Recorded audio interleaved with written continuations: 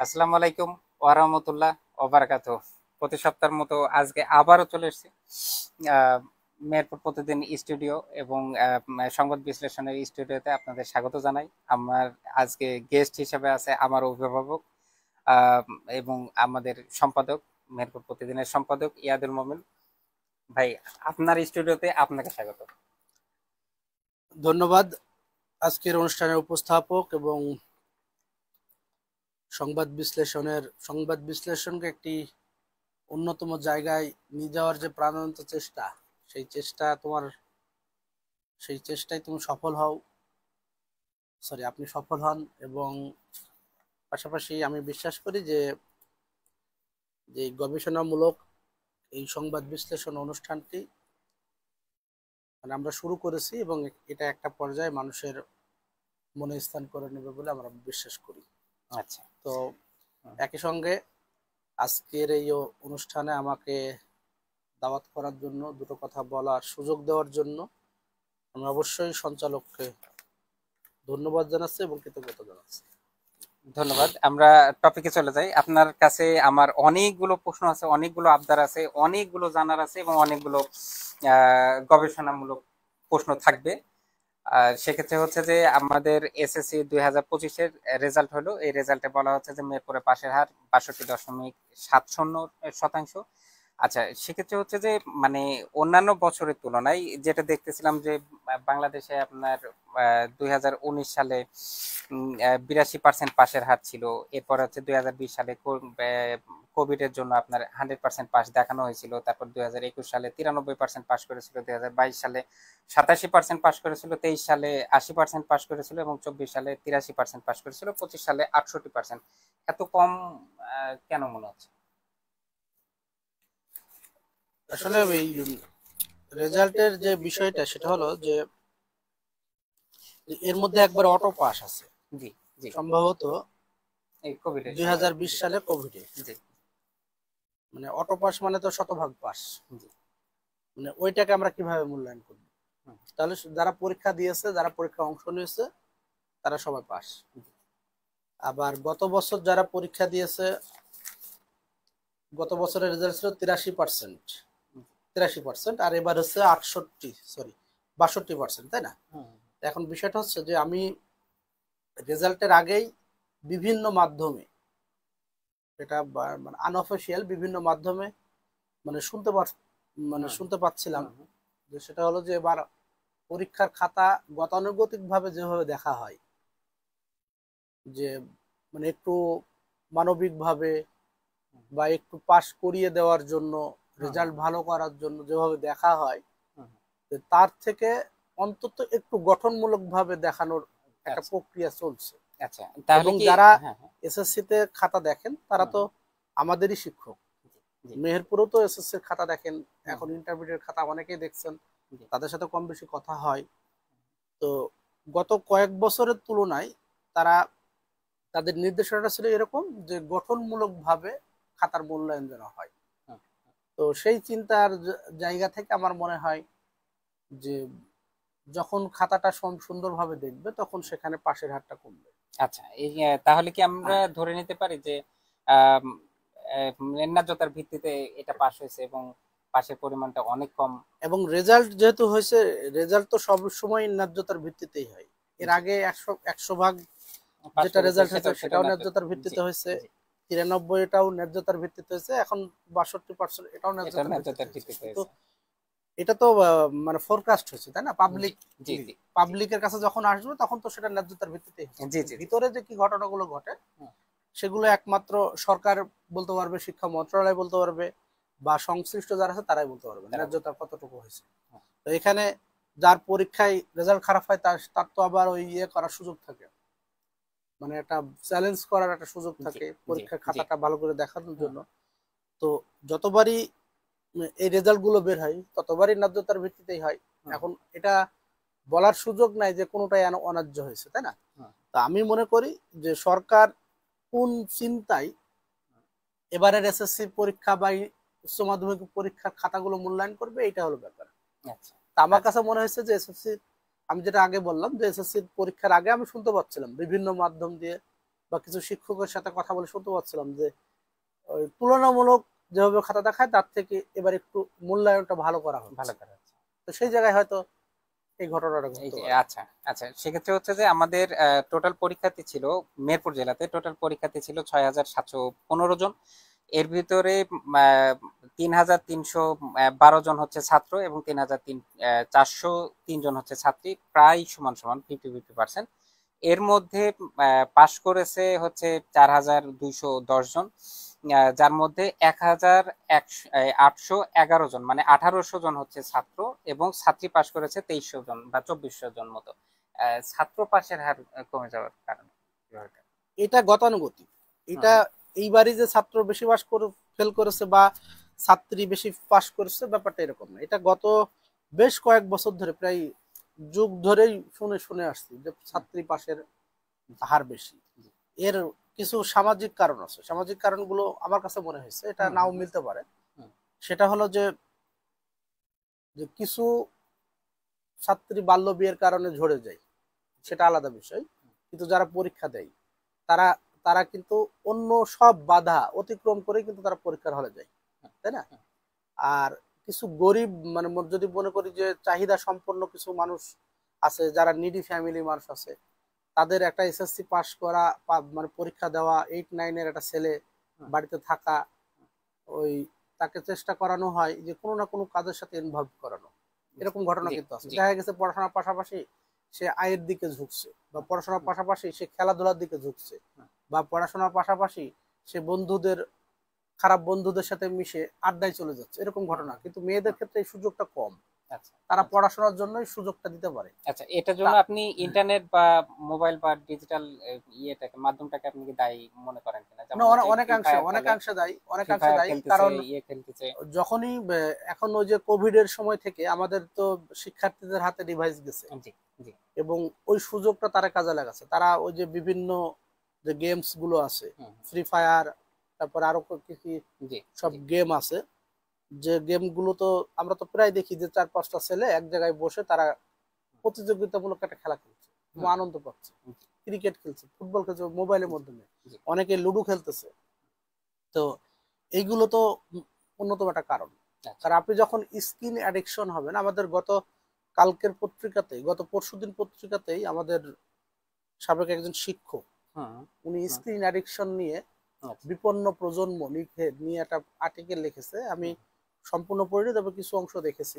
আচ্ছা যে screen addiction এটা তো সমাজের জন্য একটা, কি বলবো, এটা একটা অভিশাপ, হুম এটা একটা কাল, জি তাই না?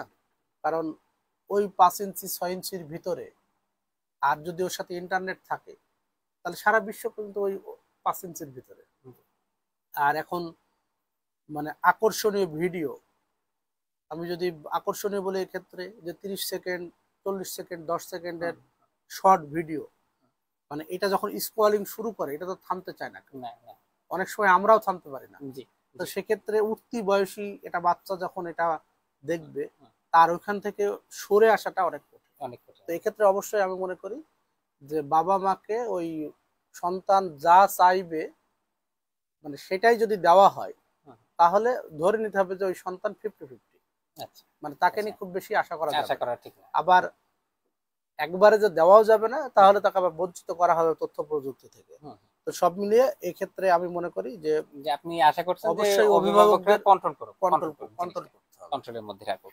আচ্ছা, সেক্ষেত্রে হচ্ছে যে জেলায় সেরা 5টা শিক্ষা প্রতিষ্ঠানের ভিতরে জিনিয়াস স্কুল অ্যান্ড কলেজ ছিল, যারা কিনা 100% পাস করেছে। সন্ধানী স্কুল অ্যান্ড কলেজ গাংনীতে, এরা 98% পাস করেছে। জোরপুকুরিয়া মাধ্যমিক বিদ্যালয় গাংনীতে, এটা হচ্ছে 97% পাস করেছে। মেহেরপুর সরকারি বালক বিদ্যালয়, বালক উচ্চ বিদ্যালয়, এখানে হচ্ছে 82% পাস করেছে। মেহেরপুর সরকারি বালিকা উচ্চ বিদ্যালয়, এরা 80% পাস করেছে। আচ্ছা, এই এবছর জেলার 5 এই শিক্ষা প্রতিষ্ঠানের তালিকায় গাংনী ও মজুমনগরের কোনো সরকারি মাধ্যমিক বিদ্যালয়ের নাম নাই। এটাকে কিভাবে দেখছেন আসলে? আচ্ছা, এই সন্ধানী, আমি যদি বলি এভাবে, সন্ধানী এবং জিনিয়াস হুম দুইটাই হুম বেসরকারি প্রতিষ্ঠান। হুম বেসরকারি প্রতিষ্ঠান প্রথমত তাদের ওই মানে পরিবেশটাই একটু ভিন্ন ধরনের, হুম, জি এবং তারা অনেকটা যদি বলি যে বাছাই করেও শিক্ষার্থী ভর্তি জি করায়, জি বা তারা যেগুলো কম বেশি একটু দুর্বল তাদেরকে নিয়ে এক্সট্রা কিছু তাদের যত্ন করে, এক্সট্রা কেয়ারিং করে। হুম তো যে কারণে তাদের পাশের হাটটা প্রতিবারই হয় কোনোবার সন্ধানী ফার্স্ট হয়, হুম না হয় জিনিয়াস ফার্স্ট হয়। তো তাদের এটা মানে এটা প্রত্যাশিত, আচ্ছা এটা মানে খুব বেশি যে অসাধারণ বা অতি সাধারণ এরকম বলার সুযোগ আমি খুব হুম বেশি দেখি না। হুম কিন্তু আমি খুব বেশি কষ্ট পাই আমার নিজের স্কুল, সরকারি হাই স্কুল, জি যেখানে 82% পাস, মানে আমার 18% নিজের মানুষ। স্কুল আমার আমার নিজের নিজ স্কুল জি হ্যাঁ, আমরা ওখানে তো লেখাপড়া করছি। জি আমার মনে আছে আমি যখন 97 সালে এসএসসি পাস করি, হুম, আমরা 100 কতজন বিজ্ঞানের ছাত্রের মধ্যে একজন ফেল করেছিল, আমাদের একজন বন্ধু ফেল করেছিল। আচ্ছা, তো যখন শুনলাম যে একজন ফেল করেছে, তখন প্রত্যেকে ভাবা শুরু করলাম যে সেই ব্যক্তি মনে হয় আমি। মানে পরীক্ষা তো তখন তো ইন্টারনেটে রেজাল্ট দেখা যেত না, হুম ওই রেজাল্টটা ওই শীত টাঙায় বিকাল দেওয়া আছে 4টার জি সময় জি ওই ইয়েতে নোটিশ বোর্ডে বা দেওয়ালে টাঙিয়ে দেওয়া হতো। হুম ওই ততক্ষণ পর্যন্ত যতক্ষণ না শুধু এতটুকু জানি একজন ফেল করেছে আচ্ছা, বিজ্ঞান শাখায়। হুম তো আমরা প্রত্যেকেই মানে ধারণা করছি যে সে ফেলটা হয়তো আমি। হুম হুম, তো যাই হোক, সেখান থেকে একজন ফেল করলো, তাহলে আপনি একটু চিন্তা করেন। আর এখন সেখানে শতকরা 18 জন নাই। আবার জিপিএ 5 এর মানও খুব খারাপ, জি জি ঠিক না? হুম হুম, তো এইটার কারণ কি? এটার কারণ হচ্ছে যে আমি মনে করি সেটা হলো যে এই মানে শিক্ষকদের মধ্যে একটা কোচিং বাণিজ্য, হুম, প্রাইভেট হুম, পড়ানোর একটা বাণিজ্য, এই বাণিজ্য টেন্ডেন্সিটা অনেক বেশি। আচ্ছা, এমন অনেক অভিযোগ আমি শুনেছি, সেটা হলো যে শিক্ষকরা ক্লাসে মানে ডিরেক্ট বলে যে আমার কাছে প্রাইভেট না পড়লে তার বিপদ আছে, হুম হুম, তার কপাল খারাপ আছে, তার জন্য খারাপ হবে। হুম, আমি কয়েকদিন আগে গার্লস স্কুলের ক্লাস 10-এর একটা ছাত্রীকে বলতে শুনলাম যে এইবার কি করে পাশ করো সেটাও দেখবো। মানে এই ধরনের যদি শিক্ষকদের আচরণ হয়, হুম, হুম, তাহলে সেইখানে এই 82% পাসও আমার কাছে মনে হয় অনেক বেশি পাস করেছে। আচ্ছা না সেক্ষেত্রে হচ্ছে যে মানে যদি আপনার কথাই সঠিক হয় বা ওইভাবে যদি দেখি তাহলে তো তারা একটা ব্ল্যাকমেলের এক ধরনের ব্ল্যাকমেলের অবশ্যই এইটাকে শিকার হচ্ছে তারা ব্ল্যাকমেইলের শিকারই হচ্ছে। আচ্ছা কারণ আমাদের সময় আমাদের সময় কি ক্লাস হতো? হুম, ক্লাস হতো না? জি আমাদের সময় ক্লাস হয়, এখন তো প্রায় সময় ক্লাস হয় না। আমরা তো স্যারদের হেভি ভয় পাইতাম তারপরে মানে পড়াশোনা শুধু করতাম শুধু ভয়ই পেতাম না, ভয়ের সাথে সাথে অনেক কিছুই পেতাম। তো এখন তো ক্লাস হয় না। ক্লাস ক্লাস না হওয়ার পিছনে এই দায়ী কি কোচিং বাণিজ্য? আমরা এটা নিয়ে অবশ্য অনুসন্ধান করব, যে আমরা চাই জি আমি আমি ওইটাই আশা যে করছি আমরা ওইটা চাই আপনার যে কাছে এই দাবি আমার মানে দুইটা শিক্ষা প্রতিষ্ঠান, যে দুইটা শিক্ষা প্রতিষ্ঠান আমাদের মেহেরপুরের ইতিহাস, হুম, ঐতিহ্য হুম, এবং আমাদের গর্ব, জি জি এই দুইটা শিক্ষা প্রতিষ্ঠান আসলে সাংবাদিকরাই কি অনুসন্ধান করে কি পারবে, যদি শিক্ষকরাও যদি এর মধ্যে এগিয়ে না আসে? হুম পারবে না, তাই না? হয়তো আমাদের এই কথা শুনে অনেক শিক্ষকের রাগ হতে পারে, হুম হুম হুম আমাদেরকে নিয়ে ভুল ভাবতে পারে, বাট হুম, এটাই কিন্তু সত্য হুম, যে আসলে সরকারি স্কুলের একজন শিক্ষক কিন্তু মানে অনেক ট্যালেন্ট, এবং তারা কিন্তু কোয়ালিফাইড, জি, তাই না? হুম হুম প্রাইভেট জিনিয়াস বা আমি ওই ইয়েকে যদি প্রাইভেট স্কুলের একটা টিচারের কথা বলি, হুম, হুম, তাদেরকে আমি ছোট করছেন, কিন্তু বাট তাদের থেকে তো একটা প্রতিযোগিতামূলক পরীক্ষায় জি উত্তীর্ণ হয়ে তারা কিন্তু শিক্ষক হচ্ছে, জি সরকারি স্কুলের জি শিক্ষক। তারা তো অনেক কোয়ালিফাইড, তাই না? জি তো তারা যদি বেস্টটা দেয়, তাহলে অবশ্যই কখনোই এই দুইটা সরকারি স্কুলের সাথে কোনো প্রাইভেট স্কুল পারবে না। পারবেন কিন্তু তারা আগে কেন আগে তো দিচ্ছে না? পারে নাই আগে তো আগেও পারে পারে নাই নাই, না আগে এখনো তো পারবে না, প্রাইভেট স্কুল বা প্রাইভেট কলেজের দরকারই ছিল না দরকারই ছিল আমরা না, সরকারিতে তো অনেক ভালো অনেক ছিলাম অনেক পড়েছে। হুম এবং আমি মনে করি তারা যদি তাদের সর্বোচ্চটুকু দেয়, তারা যদি আসলেই তাদের শিক্ষার্থীকে মানুষ হিসেবে গড়ে তুলতে চায়, হুম, ভালো শিক্ষার্থী গড়ে তুলতে চায়, তাহলে তারাই যথেষ্ট। আচ্ছা সেক্ষেত্রে হচ্ছে যে যেহেতু ওইভাবে বলতেছিলেন আপনি তাহলে আহ, স্থানীয় যে শিক্ষা ব্যবস্থার উন্নয়নের যে ইয়েটা আছে এটাকে কোনোভাবে আপনি গাফিলতি দেখছেন কিনা বা নিয়ন্ত্রক যারা প্রতিষ্ঠান আছে এই প্রতিষ্ঠানগুলো গাফিলতি কোনোভাবে দেখছেন আচ্ছা, নিয়ন্ত্রক প্রতিষ্ঠান বলতে আমি যেটা মনে করি সেটা হলো যে সে দুইটা শিক্ষা প্রতিষ্ঠানের প্রধান, জেলা শিক্ষা অফিসার প্রোটোকলে একই সমান পদমর্যাদার হুম কর্মকর্তা। হুম তো সেই ক্ষেত্রে জেলা শিক্ষা মানে শিক্ষা অফিসের, আমি যতটুকু জানি যে এই মাধ্যমিক এবং উচ্চ মাধ্যমিক পর্যায়ে ওই মনিটরিং করা ছাড়া খুব বেশি কতটুকু ক্ষমতা আছে আমার জানা নেই। আচ্ছা, আবার একইভাবে যে জেলা প্রশাসন থেকে এই দুইটা স্কুলের পদাধিকার বলে সভাপতি সম্ভবত জেলা প্রশাসক। তো অবশ্যই জেলা প্রশাসক যদি মনে করেন যে শিক্ষার মান উন্নয়ন করা সব মানে করা উচিত, বা উনি যদি তদারকি করেন বা এই বিষয়টা যদি ভালো করে মনিটরিং করেন যে দুইটা স্কুলে কেন রেজাল্টের এই অবস্থা, লেখাপড়ার কেন দিন দিন অবনতি হচ্ছে, তাহলে আমি মনে করি যে উনি পারেন। না এবং আপনি তো অভিভাবকদের সাথে নিয়ে প্রয়োজনে আমরা আমরা যারা সংবাদকর্মী আছে আমরাও তাদের সাথে সহযোগিতা করে কিভাবে এর একটা সুন্দর সমাধান বের করা যায় এটা নিয়ে যদি সবাই সম্মিলিত কাজ করে তাহলে আমার মনে হয় শিক্ষার মান এটা সম্ভব। আপনি তো দুইটা সরকারি স্কুলের কথা বললেন, কিন্তু এরকম সরকারি স্কুল তো আরো আছে, অনেক আছে। হ্যাঁ, এই সদরের বাইরেও আছে, সদরের বা বাইরে এর বাইরেও আছে। এখন যদি ওইভাবে বলি সেটা হলো যে সদরের বাইরে বলতে গাংনীতে আছে, এগুলো নতুন। এগুলো কিন্তু ওই বেসরকারি থেকে সরকারি হয়েছে, মুজিবনগরেরটাও তাই। তাহলে তাদের কাঠামোগুলো মানে এরা যে সুবিধাগুলো আগে থেকে পেয়েছে বা এরা যে পরিমাণে কোয়ালিফাইড, ওরা কিন্তু সেই পরিমাণে না। ওই পুরাতন টিচারদের দিয়েই তারা সরকারিকরণ হয়েছে, তাই না? তাহলে এদের সাথে ওদের কিন্তু ডিফারেন্ট আছে। এখন যারা নতুন শিক্ষক ওখানে নিয়োগ হবে তারা কিন্তু কোয়ালিফাইড হবে, বাট আমি তাদেরকেও কোয়ালিফাইড বলছি, তারা অভিজ্ঞ, বাট এদের মতো না কিন্তু, কারণ এরা এগুলো নতুন সরকারি। নতুন সরকারি প্রতিষ্ঠান আর পুরাতন সরকারি প্রতিষ্ঠানের মধ্যে শিক্ষা মানে মানে এই বেসিক পার্থক্যগুলো কিন্তু আছে, বা গুণগত মানেও পার্থক্য থাকে, অবশ্যই থাকবে আর কি। এরপরে হচ্ছে যে জেলায় দাখিল মানে দাখিলে যেটা ছিল, দাখিল পাশের হার 32%, 32.89%। এটা মেট্রো প্রতিদিনে একটা নিউজ করেছিলেন, এইটাকে আপনি আসলে কিভাবে দেখছেন? আচ্ছা, এটা নিয়ে একটা গল্প বলি। সেটা হলো যে ওই কিছু কিছু কথা শুনতে পাই না আমাদের এলাকার, সেটা হচ্ছে যার নাই কোনো গতি সে হয় সভাপতি, বিভিন্ন কমিটির সভাপতি। তো ওই এটা কথার কথা, কিন্তু আমরা জানি যে সভাপতি সব, তাই না? তো আমি একজন মাদ্রাসার শিক্ষকের সাথে কথা বললাম যে মাদ্রাসার শিক্ষার রেজাল্টের এই অবস্থা কেন। বলছে ভাই, যে ছেলেটা কিছু পারে না, প্রতিবন্ধী, স্কুলে যেতে চায় না, খেতে চায় না, সেই ছেলেটাকে দেয় বাবা মা মাদ্রাসায়। তাকে গড়িয়ে পিটিয়ে বা সুন্দর করে বুঝিয়ে যতটুকু পারি তার মধ্যে থেকে আমরা এই রেজাল্টটা নিয়ে আসতে পারি। তবে এবারের রেজাল্ট খুবই খারাপ, এবারের রেজাল্টটা তারা খুবই খারাপ হতে পারে। সেই পরীক্ষার মূল্যায়নের খাতা মূল্যায়নের কারণে এটা খারাপ হতে পারে। আর আরেকটা ব্যাপার হচ্ছে যে এই কথা বলার তো কোনো শিক্ষকের সুযোগ নেই, তাই না? যে এটা মানে শিক্ষার্থী দুর্বল বলেই তো শিক্ষা প্রতিষ্ঠান, শিক্ষা প্রতিষ্ঠান তো দুর্বল না, শিক্ষক তো দুর্বল না, শিক্ষার্থী দুর্বল। সেই দুর্বল শিক্ষার্থীকে সবল করার দায়িত্ব শিক্ষক, ঠিক না? আমি মনে করি যে মাদ্রাসা শিক্ষা এই অবহেলা, নিজেদেরকে এই অবহেলার জায়গা থেকে সরে এসে নিজেরা যদি সবল ভাবে এবং শিক্ষার্থীদের যদি সবল ভাবে তাহলে সম্ভব। অনেক মাদ্রাসা থেকে ঢাকা ভার্সিটিতে সুযোগ পেয়েছে, বুয়েটে চান্স পেয়েছে, মেডিকেলে চান্স পেয়েছে, তাহলে তারা কি দুর্বল? তারা কি সবল না? তাহলে আমার মেহেরপুরের অবস্থাই কেন? দেখা হচ্ছে না, ব্যাপার হচ্ছে সেটা হচ্ছে দৃষ্টিভঙ্গির একটা ব্যাপার, যে আমরা মাদ্রাসা শিক্ষার্থী যারা পাই তারা দুর্বল। এই দৃষ্টিভঙ্গি থেকে যদি সরে আসতে না পারি তাহলে আমাদের এই শিক্ষার মান উন্নয়ন হবে না।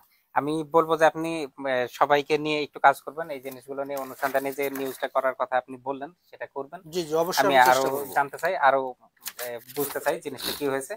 আচ্ছা, এরপরে আপনারই আরেকটা নিউজ ছিল, মানে মেহেরপুর প্রতিদিনের একটা নিউজ ছিল যে মেহেরপুরের দুইটি প্রতিষ্ঠানে শতভাগ ফেল করেছে এসএসসির ফলাফল বিশ্লেষণ আপনি এক দিয়েছিলেন, এটাকে কিভাবে দেখছেন আসলে?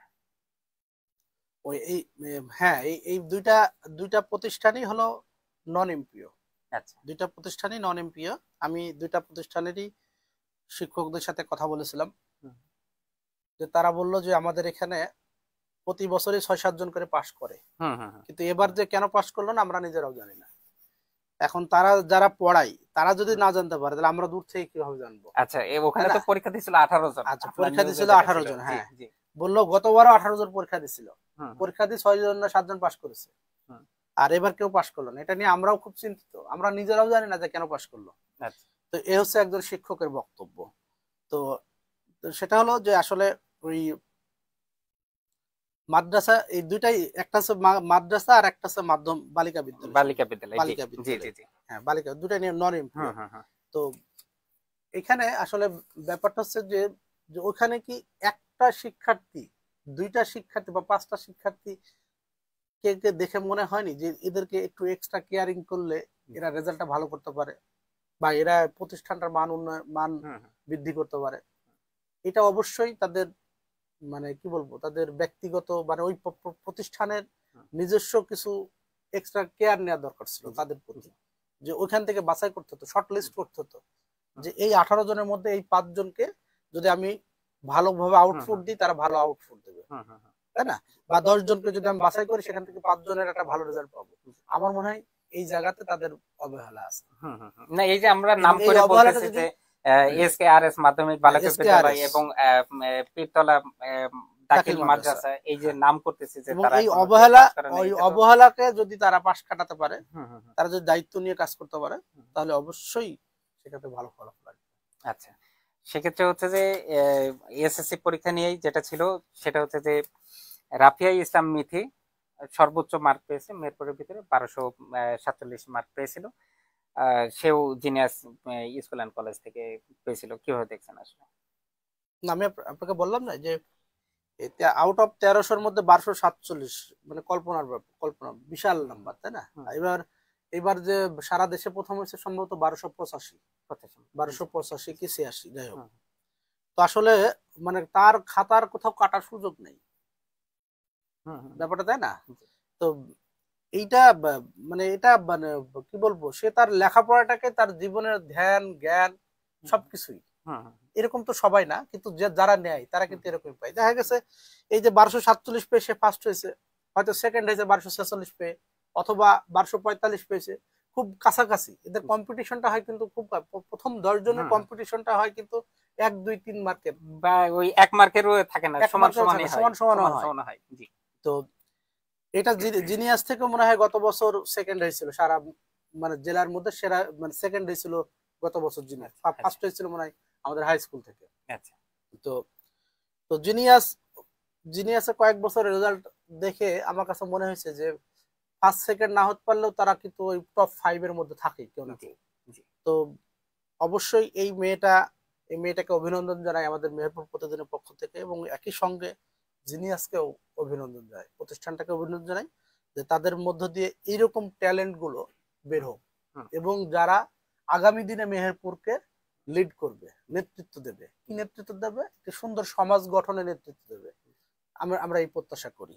কারণ আমরা চাই না যে আসলে যে এই ফেলের পরিমাণ বেশি হয়ে আমাদের এই জেলাটা নষ্ট হোক বা জেলার উন্নয়নে বাধাগ্রস্ত হোক। হুম অবশ্যই এটা আমাদের জন্য ভালো খবর, পাশাপাশি যে ওই 1285 যদি পাওয়ার মতো কেউ থাকে, সেই প্রতিষ্ঠানের উচিত তাকে সেই পরিমাণ সাপোর্ট দেওয়া, তাকে হুম সেই পরিমাণ কেয়ারিং করা, যাতে করে সেও বাংলাদেশের প্রথম কেউ মেহেরপুর জেলায় মেহেরপুর যেতে থেকে পারে। যাক। তবে হুম আমরা সেই প্রত্যাশিত, সত্যি সত্যি আমাদের সেই রেজাল্টটা নিয়ে আসতে প্রত্যাশিত পারবো, জি মেধাটা নিশ্চিত হতে পারবে, জি জি তাই না? জি। এবং তারা 1285 পায় কোন কারিকুলামে, কি হুম কায়দা, হুম হুম এগুলো আমাদের অবশ্যই এগুলোকে নোট ডাউন করা উচিত, এবং হুম। তাদের ওই মেথড, অবশ্যই মেথডটা ফলো করা উচিত, আচ্ছা, ভালোগুলো নিয়ে তো আরো ভালো করার আমাদের চেষ্টা থাকবে, চেষ্টা আর থাকতে হবে, খারাপগুলো যেন খারাপ ভালো করে প্রতিষ্ঠানগুলো, হ্যাঁ, আগামীতে দিন খারাপ আমরা প্রতিষ্ঠানগুলোকেও সেই আরেকটু প্রত্যাশা নিয়ে করি। আসতে হবে, হ্যাঁ, আগায় নিয়ে আসতে হবে। এটার জন্য আপনি অনুসন্ধানী নিউজটা করবেন বা অনুসন্ধানী ইয়ে করবেন, আমি ওগুলো নিয়ে জানতে চাচ্ছি।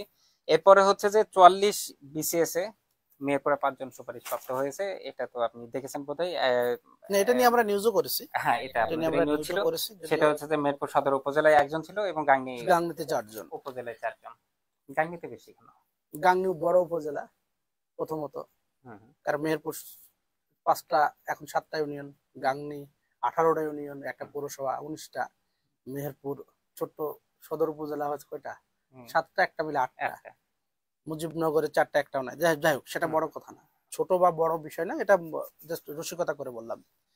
সেটা হলো যে যে আমার কাছে মনে হয় যে গাংনী সবসময় আমাদের থেকে এগিয়ে, মেহেরপুর মুজিবনগর থেকে গাংনী সবসময় এগিয়ে, লেখাপড়াতে এগিয়ে, খেলাধুলাতে এগিয়ে, মানে সামাজিক মানে ইয়েতে সাংস্কৃতিক কর্মকাণ্ডে তারা এগিয়ে। আবার যদি বলেন যে রাজনৈতিক ভাবে যে আন্দোলন বা রাজনৈতিক যে কর্মকাণ্ড, সেগুলোতে তারা এগিয়ে, সবকিছুতেই কিন্তু গাংনীতে এগিয়ে। তো সেই এগিয়ে যাওয়ার জায়গা থেকে গাংনী 4 জন এগিয়ে গেছে, তাদের আমি মনে করি তাদের এটা প্রাপ্য। বা এই 4 জনের জায়গায় যদি তারা 8 জন হতো, আমি আরো আশা মানে তাদের নিয়ে অবশ্যই গর্ববোধ করতাম। পাশাপাশি গাংনীর পাশাপাশি মেহেরপুরও যেন আগামীতে আরো 4-5 জন পায়। আমি যারা বিসিএস এই সোনার হরিণ বলি, যাদেরকে বিসিএস প্রাপ্ত ক্যাডার, এরকম ক্যাডার যেন আরো অনেক বেশি হয়। আগে তো মেহেরপুর হতোই না, তাই না? মেহেরপুর তো শুনতে পেতাম না, কম শুনতো, 2-1 জন শুনতে পেতাম, কোনবার হয় নাই। তো এবার এগুলো কিন্তু পজিটিভ। না, এটা দেখতেছি যে কয়েক সবাই বছর ধরে এমবিবিএস এর দিকে যাই। তো যাই হোক, এখন আমরা এগুলো পাচ্ছি, তাই না? আমরা দীর্ঘদিন বুয়েটে কেউ চান্স পেয়েছে এরকম খবর পেতাম না, কয়েক বছর আগে পেয়েছিলাম, তারপরে আরো একজন পেয়েছে। তো আমি আশা করব যে এরকম ঘটনাগুলো আমরা প্রায় শুনতে থাকি, বা শুনতে থাকতে থাকতে অভ্যস্ত হয়েছে যে না, এগুলো তো আমরা পারি। তো সেই প্রত্যাশা কিন্তু আমার ভিতরে কাজ করে, যে আমরা সবাই মিলে মেহেরপুরকে এগিয়ে নিতে হবে। মেহেরপুরকে এগিয়ে নিতে পারলে আমরা এগিয়ে যাবো। আমি মনে করি এটা, যে আমি অবশ্যই মেহেরপুর প্রতিদিনের পক্ষ থেকে এই 5 জন সুপারিশ প্রাপ্ত যারা ক্যাডার হয়েছেন তাদেরকে অবশ্যই অভিনন্দন জানাই, তাদেরকে শুভেচ্ছা জানাই। আচ্ছা, আমরা মেহেরপুর বিশ্ববিদ্যালয় নিয়ে ধারাবাহিকভাবে কথা বলতেছি, প্রত্যেকটা অনুষ্ঠানে আমরা কথা বলি। সেক্ষেত্রে হচ্ছে যে আমাদের 3টা লোকেশনের কথা বলা হচ্ছিল। ফেসবুকে সবাই মোটামুটি শিওর যে আমাদের ময়মারি মাঠ যেটা আছে, ময়মারি এবং বসন্তপুর মাঠ যেটা আছে, এই মাঠের ভিতরে ইয়েটা বিশ্ববিদ্যালয়টা স্থাপন হইতে পারে। আজকে যে নিউজটা দেখলাম, আজকে বলছে যে ওখানে নাকি জমির দাম বাড়া শুরু হয়েছে, যেখানে এরকম একটা খবর আমিও শুনলাম। কারণ এটা তো একটা স্বাভাবিক ঘটনা, এটা অস্বাভাবিক কিছু না। যে আমি যদি শুনি যে মেহেরপুরে ওই বুড়িপোতায় ল্যান্ড ফোর্ট হবে, স্বাভাবিকভাবেই এই হোটেল বাজার থেকে শুরু করে যাদবপুর এদিকে বুড়িপোতা শালিকা সব জমির দাম বেড়ে যাবে। একইভাবে যখন ওইখানে একটা জায়গা সিলেকশন হচ্ছে, বিশ্ববিদ্যালয়ের মতো বিশাল একটা অবকাঠামো নির্মাণ হবে, তাই না? তো বিশ্ববিদ্যালয়ে অবকাঠামো নির্মাণ মানে কি? সেখানে হাজার হাজার শিক্ষার্থী থাকবে, হাজার হাজার ছাত্র মানে শিক্ষক থাকবে, স্টাফ থাকবে। সেখানে তো একটা কর্মচাঞ্চল্য সৃষ্টি হবে। যখনই কর্মচাঞ্চল্য সৃষ্টি হবে, আলটিমেটলি ওইখানে শুধু জমি না, অনেক কিছুরই দাম বেড়ে যাবে, এবং বাড়তে শুরু করেছে, এটাই স্বাভাবিক। এবং শুধু ওই এলাকার না, আমি মনে করি যে টোটাল মেহেরপুর শহরটার উপরে এর একটা ইতিবাচক অর্থনৈতিক একটা প্রভাব পড়বে। এবং যে অর্থনৈতিক প্রভাবটার কারণে আজকে কুষ্টিয়া অনেক উন্নত, রাজশাহী অনেক উন্নত, তাই না? যেমন খুলনার প্রভাবটা কিন্তু অতটা পায় না, কারণ খুলনা বিশ্ববিদ্যালয়টা বেশ দূরে, শহরটা কিন্তু অতটা পায় না। কিন্তু তারপরেও একটা এলাকায় বিশ্ববিদ্যালয় হওয়া মানে সেখানে হাজার হাজার শিক্ষার্থীর সমাগম, হাজার হাজার শিক্ষকের সমাগম, সেখানে অনেক গবেষণা হবে, তাই না? সেখানে মানে পজিটিভ কিছু কালচার তৈরি হবে, সেখানে পজিটিভ মানে কি হবে, ওখানে গবেষণা হবে, মানে নানান রকম ইতিবাচক কর্মকাণ্ড হবে। সেখানে তো আলটিমেটলি তার প্রভাব তো পড়বে, শুধু জমিতে না, অনেক কিছুতেই পড়বে। আচ্ছা, এর পরের টপিক আমরা চলে যাই, সেটা হচ্ছে যে মেহেরপুরে বৃক্ষরোপণ অভিযান ও বৃক্ষ মেলার উদ্বোধন হয়েছে 25শে জুলাই, এই 27শে জুলাই নিউজটা ছিল। মেলা কেমন দেখলেন? মেলায় একদিন গেছিলাম, কারণ বৃক্ষ মেলায় আর যাওয়া হয় নাই। তো একদিন গেছিলাম, যে আমি দেখেছি সুন্দর পরিপাটি ডিসি অফিসের ভিতরে। তবে মেলা ওই জায়গা নিয়ে আমার কমপ্লেনটা হলো এরকম, যে একটা মেলা তো সর্বজনীন হওয়া উচিত, তাই না? মেলাটা সর্বজনীন হওয়া উচিত, সেখানে ক্রেতা বিক্রেতার একটা হাট, একটা মেলা তো ক্রেতা বিক্রেতার একটা হাট, তাই না? তো মেলার অনেকগুলো স্টল মালিকদের সাথে কথা বলেছি, তাদের দাবি হলো যে এর আগে পার্কে হতো অথবা হাই স্কুল ফিল্ডে হতো, সেখানে হলো কি এগুলো হলো সেন্টার, শহরের সেন্টার। এখানে হলে কি অনেক মানুষ গ্যাদারিং হয়, সেখানে বেচা কেনা বেশি হয়, তাই না? আর বৃক্ষ মেলা কেন করি? যে বৃক্ষ সম্পর্কে আমাদের একটা সচেতনতা তৈরি করার জন্য, বৃক্ষরোপণের জন্য, গাছ লাগান, পরিবেশ বাঁচান, কারণ পরিবেশ না বাঁচলে তো আমরাও বাঁচবো না। তো সেই সচেতনতা, আর জেলা প্রশাসকের ওই চত্বরটা তো আমাদের শহর থেকে একটু বাইরে, তাই না? ওটা তো মূল শহর বলা যাচ্ছে না। তো সেখানে ওইখানে এই পার্ক এবং হাই স্কুল ফিল্ডে যে গ্যাদারিংটা হয়, যে জমজমাট মেলাটা হয়, ওখানে কিন্তু ওখানে হয় না, হবে না, হয় না, হবেও না, ওখানে হবেও না, হবেও কারণ না। ওখানে তো সেই অনেকেই জায়গা তো থেকে ভয় আমি পায়। মনে করি যে ওই এবার চত্বরের ভিতরে ঢুকে অনেকেই ভয় পায়। আগামী হ্যাঁ। বছর থেকে যদি ওই স্থান সিলেকশনের বিষয়টা যদি হুম হুম হুম, মেলা কর্তৃপক্ষ মানে পর্যালোচনা করে হুম, হুম। বা এটা যাচাই বাছাই করে অনুসন্ধান করে, তাহলে আমার মনে হয় মেলাটা তার আর প্রাণ একটু ফিরে ভালো পাবে। হবে। কারণ আর আমরা দেখেছি যে যখন পার্কে মেলা হতো হুম হুম তখন অনেক স্টল হতো, তাই না? পুরো পার্কটা খুব খুব সুন্দর লাগতো এবং হুম অনেক মানুষের একটা গ্যাদারিং হতো। হুম হুম, আমরা এটাও দেখেছি, মেলা হাই স্কুল ফিল্ডেও দেখেছি জি অনেক জি। মানুষের গ্যাদারিং হয়, হুম কারণ হুম এটা সেন্টার। হুম, আমি মনে করি যে এরকম একটা সিদ্ধান্তে আবার আসা যায় কিনা, সেটা মেলা কর্তৃপক্ষ ভেবে দেখতে পারে। তবে আচ্ছা অবশ্যই আচ্ছা। এরকম মেলা আমি মনে করি, আমি লেখাপড়া করছি কুষ্টিয়াতে, হুম হুম কুষ্টিয়াতে বৃক্ষ মেলার পাশাপাশি আরো কিছু মেলা হয় গাছ কেন্দ্রিক। শীতকাল হলে ওখানে পুষ্প মেলা হতো, শুধু ফুলের মেলা। হুম হুম, হুম, আমি মনে করি এটাও কিন্তু একটা নতুন অনুষঙ্গ হতে পারে মেহেরপুরের জন্য, জি জি তাই না? জি। কারণ মানে আমি ফুলের প্রতি এখান থেকে মনে করেন যশোরে গেছি ফুলের মেলা দেখতে, মানে যশোরে গত এবছরে গেছেন, এবছরে হ্যাঁ গেছি আর কি। এবছরে হ্যাঁ হ্যাঁ। আমি কুষ্টিয়াতে প্রতি বছর হুম শীতকাল হলো না কালো 15 দিন বা 20 দিন বা 1 মাস ধরে ফুলের মেলা, খালি ফুলের হুম মেলা। হুম, ফুলের মেলা মানে কি, সেখানে তো আরো অন্যান্য ব্যাপার স্যাপার। জি তো পাশাপাশি এবার ফল মেলা হয়েছে, এটা ভালো। তো হুম এই হুম, ফল মেলাটাকে আরো যাতে বাড়ানো যায়, আরো বিশেষ করে বড় করা আম যায় কিনা, হ্যাঁ হ্যাঁ কাঁঠালের হ্যাঁ। সিজনে, জি। তো সেটা আরো ভালো হবে। হুম পাশাপাশি এই ফুলের মেলাও যাতে করা যায় শীতকালে, হুম শীতকালে তো হুম হুম, আমাদের ফুলের সময়, জি। সেটার দিকেও মেলা কর্তৃপক্ষের আমি দৃষ্টি আকর্ষণ করছি এই অনুষ্ঠানের মধ্যে দিয়ে। আচ্ছা আচ্ছা। সেক্ষেত্রে হচ্ছে যে গত অনুষ্ঠানে আমাকে একটা দায়িত্ব দেওয়া হয়েছিল যে মেহেরপুরে আসলেই আরো গাছ লাগানোর দরকার আছে কিনা, বা মেহেরপুরে যত অক্সিজেন, যে পরিমাণে অক্সিজেন আছে, এটা আমাদের এই এতগুলো মানুষের জন্য পর্যাপ্ত কিনা, এটা নিয়ে আমি পরিসংখ্যান, মানে পরিসংখ্যানটা আমি তৈরি করছিলাম। এটা সম্ভবত আহ মেহেরপুরে এই প্রথম কেউ এইভাবে ভেবেছে কিনা বা এরকম রিসার্চ হয়েছে কিনা সেটা আমার জানা নাই। আমি একটু দুঃসাহসিক একটা ইয়ে নিয়েছি, হয়তোবা আমার পরিসংখ্যানে ভুল থাকতে পারে, কিন্তু আমি শুরু করলাম। আরো গবেষণার দরকার আছে এবং আরো ভাবার দরকার আছে জিনিসটা নিয়ে। আচ্ছা, এখানে বলা হচ্ছে এরকম যে মেহেরপুরে যেহেতু টোটাল হচ্ছে 741 কিলোমিটার বা 74,100 জমি আছে এর, মানে আমাদের ল্যান্ড বলতে যেটাকে বলা হচ্ছে যে 71,608 ল্যান্ড আছে। এটা বলছে গ্লোবাল ফরেস্ট ওয়াচ নামে একটা প্রতিষ্ঠান আছে, যেটা আমেরিকা থেকে চলে, ওদের পরিসংখ্যান অনুযায়ী। আচ্ছা, রিসার্চ গেট নামে আরেকটা ওয়েবসাইট আছে বা আরেকটা প্রতিষ্ঠান আছে, তাদের একটা আর্টিকেল দেখলাম। সেই আর্টিকেলে বলা হচ্ছে যে মেহেরপুর জেলায় কৃষি কাজের জন্য, মেহেরপুর জেলায় সমগ্র যে জমি আছে কৃষি কাজের জন্য ব্যবহার করা হয় 69%, এগ্রো ফরেস্ট হিসেবে ব্যবহার করা হয় 21%, এবং হচ্ছে আবাসিক কাজের জন্য ব্যবহার করা হয় 10%। এবং আবাসিক কাজের যে 10% ব্যবহার করে তার ভিতরে আবার 92% মানুষ গাছ লাগায়, মানে বাড়ির ভিতরেই দেখা গেল যে তারা গাছ লাগায়। তো এইটা দিয়ে আমি যখন এটা দেখতেছিলাম, ওই রিসার্চ আর্টিকেলটাই দেখতেছিলাম, রিসার্চ আর্টিকেলে এরকম বলা হচ্ছে যে 21% agro forest land use is significant given Mirpur low or negligible natural forest cover. আচ্ছা, ভাইকে বোঝানোর জন্য সেটা হচ্ছে যে আমাদের বনায়ন যেটাকে কাউন্ট করা হয়, আমাদের তিন ধরনের বনায়ন হয় অ্যাকচুয়ালি। সেটা হচ্ছে যে ন্যাচারাল একটা, মানে প্রাকৃতিক একটা বন বা বন অঞ্চল তৈরি হয়েছে, এটা একটা থাকে। একটা থাকে এগ্রো ফরেস্ট। এগ্রো ফরেস্ট বলতে আমরা কৃষি, ওই যে আম গাছ লাগাই, লিচু গাছ লাগাই, কাঁঠাল গাছ লাগাই, কৃষি বিভিন্ন জাতীয় কৃষি জাতীয় যে গাছগুলো। গাছগুলো। আচ্ছা, আর হচ্ছে আমরা বাড়ির ভিতরে যে গাছগুলো লাগাই, এই হচ্ছে আমাদের তিন ধরনের ফরেস্ট হিসেবে যোগ করা হয়। এবার আমাদের টোটাল গাছ আছে, গ্লোবাল ফরেস্ট ওয়াচ বলতেছে যে আমাদের টোটাল যে 71,608 যে জমি, আমাদের টোটাল জমির মাত্র 0.17%, 0.17%, মানে 1%-এরও অনেক কম।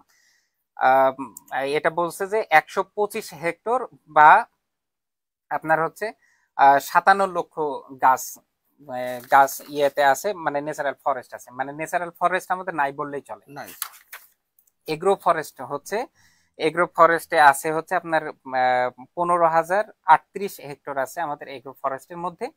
আর আবাসিক কাজে যেটা ব্যবহার করা হচ্ছে, আবাসিক কাজের জন্য আমরা ব্যবহার করছি 7160 ষাট হেক্টর হেক্টর জমি। এর ভিতরে আবার 92% যেহেতু আমরা ইয়ে করছি, সেহেতু 6,588 হেক্টর মতো আমরা গাছ লাগাচ্ছি। টোটাল আমরা গাছ লাগাচ্ছি হচ্ছে 21,751 হেক্টর আমরা জমি লাগাইছি, জমিতে গাছ লাগানো আছে আমাদের। এটা আমি আবার রিপিট করি, 21,751 হেক্টর। এখান থেকে আমাদের অক্সিজেন কি পরিমাণে তৈরি হয় সেটা হচ্ছে যে ন্যাচারাল ফরেস্ট যেটা ছিল আমাদের, ন্যাচারাল ফরেস্ট থেকে আমরা পাচ্ছি হচ্ছে 1,20,379 টন বছরে অক্সিজেন পাই। এগ্রো ফরেস্ট থেকে পাই হচ্ছে 9,02,000 টন বা মেট্রিক টন প্রতি বছরে পাই। এরপরে হচ্ছে হোম স্টেট বলতে আমরা ওই যে বাড়ির সাথে যে ইয়েগুলো করি, সেখান থেকে আমরা পাচ্ছি 3,95,280 মেট্রিক টন বছরে অক্সিজেন পাই। এটা টোটালটা আমি যোগ করেছি যে এগ্রো ফরেস্ট, তারপরে ন্যাচারাল ফরেস্ট এবং হোম স্টেট, এই তিনটা যোগ করে আমাদের হচ্ছে সর্বমোট অক্সিজেন পাচ্ছি হচ্ছে 14,17,659 মেট্রিক টন প্রতি বছর। এরপরে হচ্ছে যে আমার জানার দরকার যে যেহেতু আমরা 14,17,000 মেট্রিক টন আমরা অক্সিজেন পাচ্ছি, আমাদের জানার দরকার যে অ্যাকচুয়ালি আমাদের বছরে লাগে কত, তাহলে আমরা বুঝতে পারবো যে ঘাটতি আছে নাকি বাড়তি আছে। আচ্ছা, অনেক এখানে ঘাটতি। আচ্ছা আচ্ছা, আমি একটু দর্শকদের বলে নিই। সেক্ষেত্রে বলা হচ্ছে যে দেশ অনুযায়ী বা মানুষের 25% বনায়ন দরকার, হ্যাঁ 25% আচ্ছা, বনায়ন দরকার। মানুষের মানুষের ইয়ে অনুযায়ী আপনার হচ্ছে যে বিভিন্ন দেশে যেহেতু যন্ত্রপাতির ব্যবহার বেশি, বা কোনো কোনো দেশে যন্ত্রপাতি খুব বেশি ব্যবহার করা হয়, কোনো কোনো দেশে যন্ত্রপাতি কম ব্যবহার করা হয়। এটার জন্য হচ্ছে যে যদি যুক্তরাষ্ট্রে একটা মানুষের জন্য বছরে 14 থেকে 16 টন অক্সিজেন লাগে, বা মানে তার ব্যবহারের জন্য অক্সিজেন লাগে। আচ্ছা, ইউরোপের জন্য হচ্ছে 6 থেকে 10 টন লাগে এক বছরে একজনের জন্য। চীনের লাগে হচ্ছে 7 থেকে 8 টন। ভারত বা বাংলাদেশের জন্য 1.7 থেকে 2.5 টন পর্যন্ত লাগে, মানে 1.7 টন থেকে 2.5 টন পর্যন্ত লাগতে পারে। এখানে আমি দুই হিসাবগুলো ধরেছি, 2 টনের হিসাব করেছি যে আনুমানিক আমাদের 2 টন মতো লাগতে পারে এক একজনের। আচ্ছা, এখানে হচ্ছে যে আমাদের টোটাল জনসংখ্যা হচ্ছে 8.5 লাখ জনসংখ্যা আছে আমাদের মেহেরপুরে, তার মানে 2 দিয়ে যদি গুণ করি তাহলে 17 লাখ মেট্রিক টন আমাদের অক্সিজেন লাগবে এটা বছরে। বছরে। আচ্ছা, আমাদের উৎপাদন হচ্ছে মেহেরপুরে কত? 14 লাখ। উৎপাদন হচ্ছে আমাদের 14,17,659 তার মানে ঘাটতি আছে 3 লাখ। Metric ton. 3 লাখ। ঘাটতি আছে আমাদের হচ্ছে 2,82,341 মেট্রিক টন। আমি প্রতিবারই মেট্রিক টন বা আমাদের হিসাবটা মেট্রিক টনেই হবে, কারণ হচ্ছে টন যেটা বলা হয় সেটা হচ্ছে ব্রিটিশ হিসাবে টন বলা হয়, যেটা হচ্ছে 2,000 পাউন্ড সমান টন, 1 টন হয়। আর আমরা মেট্রিক টন যেটা আমেরিকান মেথডে, যেটা 1,000 কেজিতে যেটা টন হয়, ওইটাকে আমরা মেট্রিক টন বলি। আমি মেট্রিক টনের হিসাবে গেছি যেহেতু কেজির হিসাব করেছি। আচ্ছা, এখানে বলা হচ্ছে যে 1 হেক্টর ফরেস্টের এগ্রো ফরেস্টের জন্য আমাদের 1 হেক্টরে যদি আমরা এগ্রো ফরেস্টের জন্য গাছ লাগাই তাহলে আমরা 500 মতো গাছ লাগাইতে পারি, এবং প্রতি গাছ থেকে মানে বড় বা একটা লেভেল পর্যন্ত এসছে এই গাছ থেকে আমরা 1200 কেজি অক্সিজেন পেয়ে থাকি সাধারণত। তাহলে হচ্ছে 1 হেক্টর জমি থেকে আমরা 60,000 কেজি অক্সিজেন বা 60 মেট্রিক টন অক্সিজেন আমাদের পাওয়া যেতে পারে। এইভাবে যদি আমরা হিসাব করি তাহলে হচ্ছে মানে ওই যে 3 লাখকে যদি আমরা 60 দিয়ে ভাগ করি তাহলে আসছে হচ্ছে 4,706 হেক্টর গাছ আমাদের আরো অতিরিক্ত লাগবে, আরো নতুন লাগাইতে হবে আমাদের। আচ্ছা, যেটা যদি আমরা কিলোমিটারে আসি তার মানে 4.7 কিলোমিটার, 4.7 কিলোমিটার একটা জায়গা করতে হবে, স্কোয়ার মিটার হবে, স্কোয়ার কিলোমিটার করে যদি আমরা গাছ লাগাই সেই গাছ থেকে যে আমরা অক্সিজেনটা পাবো যদি আসে তাহলে আমরা একটা ব্রেক ইভেন পয়েন্টে আসবো, একটা মাঝামাঝি জায়গায় আসবো যে আমাদের যেরকম অক্সিজেন লাগে সেই রকম পরিমাণে আমরা অক্সিজেন পাচ্ছি।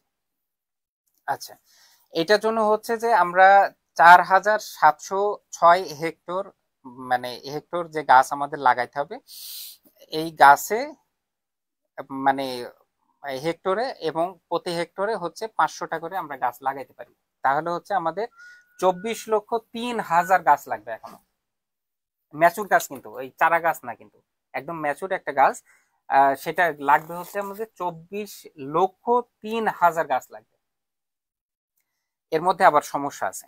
সমস্যা হচ্ছে এইরকম যে 2002 সাল থেকে 2012 সালে আমাদের কিন্তু গাছ লাগানোর প্রবণতা অনেক বেশি ছিল। কি কারণে ছিল আমি জানি না, গাছ লাগানো বেশি ছিল, সেটা হচ্ছে যে 1735 হেক্টর গাছ আমরা কিন্তু বেশি লাগাইছিলাম ওই টাইমটায়, ওই 12 বছরের ভিতরে। আচ্ছা। আর এই 2012 থেকে 2024 পর্যন্ত বা 25 পর্যন্ত প্রতি বছর আমরা কিন্তু কম, মানে আমরা গাছ তো লাগাচ্ছি না, অতিরিক্ত গাছ তো লাগাচ্ছি না, বরঞ্চ আমরা গাছ কমাই ফেলছি বা কমছে। আমি উদাহরণস্বরূপ বলতে পারি যে 2024 সালে আমাদের 13 হেক্টর গাছ কমে গেছে ভাই। তাহলে হচ্ছে আমাদের 6,500 গাছ কেটে ফেলা হয়েছে, বা 6,500 গাছ কমে গেছে। এটা বলতেছে যে গ্লোবাল ফরেস্ট ওয়াচ নামে যে প্রতিষ্ঠানটা আছে, আমেরিকান প্রতিষ্ঠান, এরা এরা এরা বলতেছে। এটা গেল একটা প্রবলেম, যে আমরা গাছ লাগাবো কি, বরঞ্চ প্রতি বছর আমরা গাছ কাটতেছি। এগুলো তো নিউজ আমরা দেখতে পাই যে এই রাস্তার ধারে সেই বড় বড় গাছগুলো কেটে ফেলে। এটা গেল 1 নাম্বার প্রবলেম।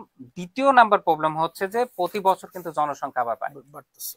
এটা হচ্ছে যে 2011 সালের আদমশুমারি অনুযায়ী 6,55,392 জন ছিল, মানুষ ছিল। এবার হচ্ছে 2021 সালের যে আদমশুমারি করা হয়, যে 22 সালে যেটা প্রকাশিত হয়, সেই আদমশুমারি অনুযায়ী 7,05,356 জন মানুষ ছিল মেহেরপুরে। তাহলে হচ্ছে যে লোক সংখ্যা বেড়েছে হচ্ছে 49,964 জন।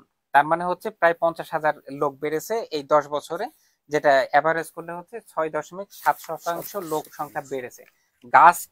গাছ এমনি ঘাটতি আমাদের, এমনি 24,03,000 গাছ আমাদের ঘাটতি। তার উপরে হচ্ছে 6,500 গাছ আমাদের কমেছে। তার উপরে আবার জনসংখ্যা, মানে অক্সিজেনের চাহিদা বেড়েছে। বিষয়টা আসলে কিভাবে দেখছেন?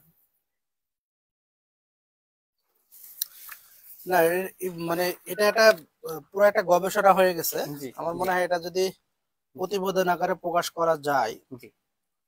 আমি আমি তাহলে চাই, আমি আমি আপনাকে মানে আলাদা করে প্রতিবেদন দিয়ে আকারে দিচ্ছি। যদি হ্যাঁ, প্রকাশ এটা এটা করা যায় এটা একটু তাহলে প্রকাশ করেন আপনি। মেহেরপুরে টোটাল এই জলবায়ু পরিবর্তন নিয়ে যে আমরা অনেকে চিল্লাই, জি জি।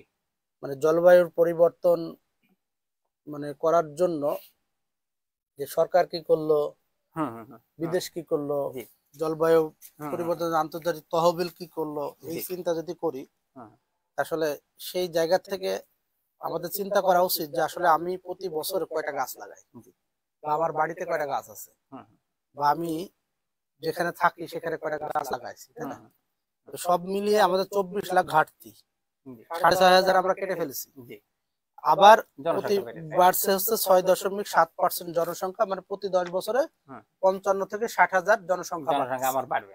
জি। অর্থাৎ এই 10 বছরে যদি 55,000 বাড়ে, আগামী 10 বছরে দেখা যাচ্ছে 60,000 বা 60,000। 65,000 জি বাড়তেছে। জি।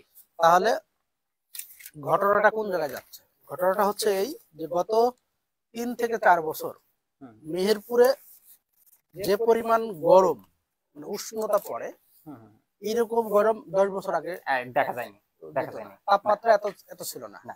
আচ্ছা, আমার খুব মনে আছে 92 সালে, 1992 সালে ইন্ডিয়া পাকিস্তান ক্রিকেটের একটা ম্যাচ, বিশ্বকাপের একটা ক্রিকেট ম্যাচে পাকিস্তানে হচ্ছিল খেলাটা। তো ওইখানে তাপমাত্রা বারবার টিভিতে শো করছিল 39 ডিগ্রি হুম তাপমাত্রা হুম হুম হুম। ওইখানে। আর আমাদের তখন ছিল মানে 26 কি 27 ডিগ্রি। তখন আমি ছোট, ক্লাস 6-এ বা 7-এ পড়ি, অন্তত তাপমাত্রা বিষয়গুলো বুঝি, যেহেতু হুম হুম। তার আগে কিছু বিজ্ঞান টিজ্ঞান পড়া হয়, তাই না? তো 39 ডিগ্রি তাপমাত্রায় ওই ক্রিকেটার মানে কি অবস্থা হচ্ছে, তাই না? তো সেই তাপমাত্রাটা আমরা দেখলাম যে গত 3-4 বছর ক্রমান্বয়ে, মানে জি জি। কন্টিনিউয়াসলি হয়তোবা পাকিস্তান আর পারবে না, খেলায় পারবে পাকিস্তান, কিনা আমি জানি না, কিন্তু হ্যাঁ, তাপমাত্রায় তাপমাত্রাতে আর আমাদের পারবে না। মেহেরপুরের তাপমাত্রার সাথে পাকিস্তান আর পারবে না। পাকিস্তান আর মেহেরপুরের তাপমাত্রার সাথে, বাংলাদেশের না। জি জি তা আমরা মেহেরপুরে 42 ডিগ্রি তাপমাত্রা পেয়েছি, জি এবছর 40 পেয়েছি। জি। তাহলে এইভাবে 39, 40, এখন তো 35 ডিগ্রি তাপমাত্রা আমাদের কাছে মনে হয় যেন সহনীয়। হ্যাঁ হ্যাঁ হ্যাঁ, ওইটা না থাকলে আসলে না থাকলে মনে হয় না যে তাপমাত্রা, যাই হোক। জি। তো এই তাপমাত্রা বাড়ার পিছনে কারণ কিন্তু এই এই এই অক্সিজেন যে এই যে অক্সিজেন নাই, আমাদের গবেষণা, পর্যাপ্ত নাই, এই পর্যাপ্ত নাই। গবেষণাটাই মূল জায়গা। এক, 2 নম্বর হচ্ছে আমাদের মেহেরপুরে নদী নেই, জি। খাল বিল ভরাট। হুম তারপরে রাস্তার পাশে নয়নজলি থাকতো, ক্যানাল থাকতো, পগার থাকতো, সেগুলো নাই, না। সব বিল্ডিং হয়ে গেছে। তারপরে সুন্দর সুন্দর ভবন হয়েছে। মানে একই সাথে যেমন গাছ কমেছে, একই সাথে পানি কমে গেছে। জি পানি থেকেও তো আমরা ভালো পরিমাণে আছি। আচ্ছা, এখন যদি কোনো এলাকায় পানি না থাকে, তাহলে সেই এলাকায় কি হবে না, ক্ষতি বৃষ্টি হবে হবে না, না। বৃষ্টি হবে না, গাছ কিন্তু হবে না, কিছু হবে না। ভাগ্যক্রমে এবছর আমরা অনেক বেশি জি বৃষ্টি পাচ্ছি, জি এবং এই বৃষ্টিটা আমাদের হয়ে গেছে আবার কৃষকের জন্য অনেকটা ক্ষতি। জি।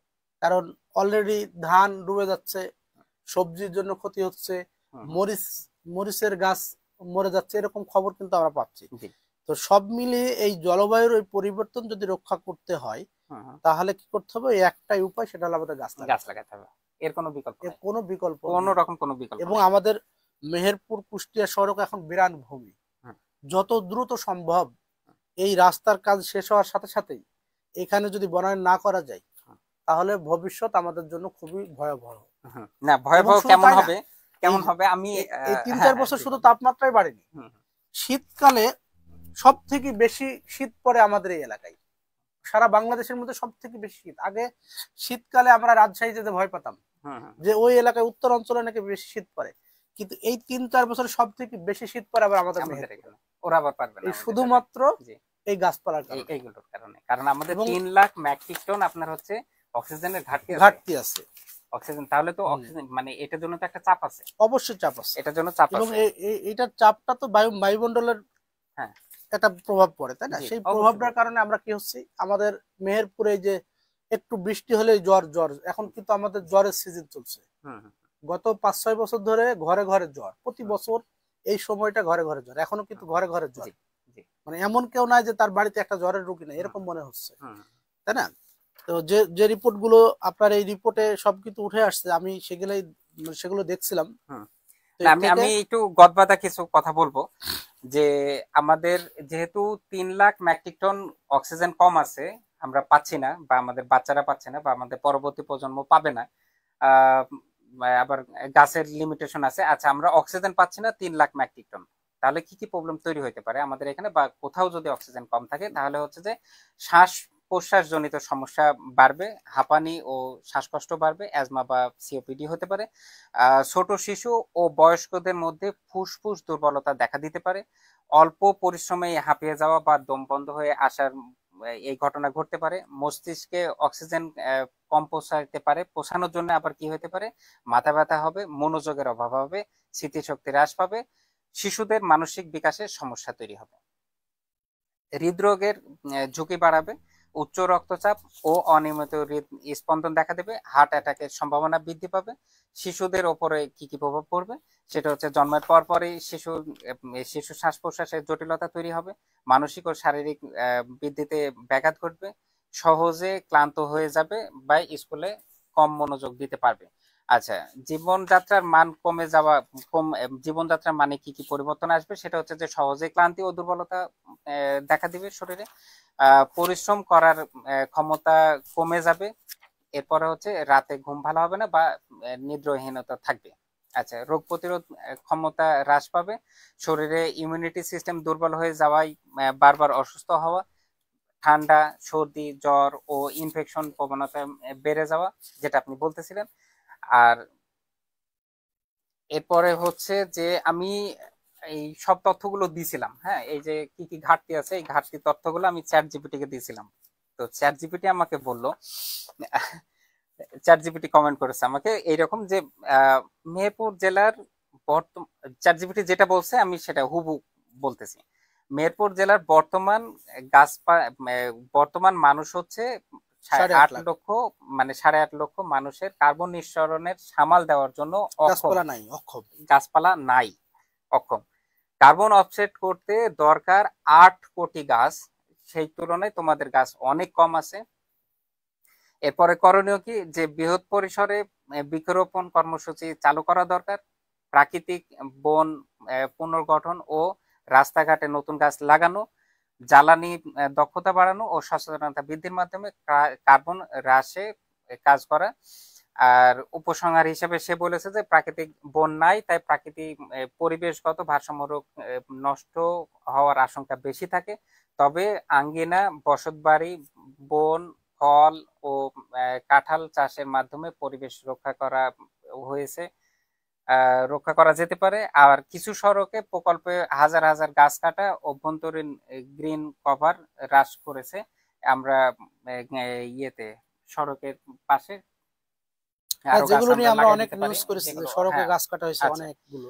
আর সমাধান হচ্ছে সড়ক সম্প্রসারণের সাথে সাথে সঙ্গতভাবে পুনরায় গাছ যেমন লাগানো এই যে জরুরি। মেহেরপুর কুষ্টিয়া সড়ক, আমি একটু হুম, মানে জি থামাই। জি জি জি মেহেরপুর কুষ্টিয়া সড়ক সম্প্রসারণের জন্য আমাদের 2785টা কি 92টা গাছ কাটা হয়েছে, যেটা নিয়ে জি আমরা নিউজ জি করেছি। জি জি। ওখানে 2700 ছিল মানে আপনার 3000, হচ্ছে 2378 জন, 78টা গাছ ছিল 2700 একটা একটা কতটা, আমরা নিউজে। আমরা জি নিউজ করেছি জি 2700 কতটা। জি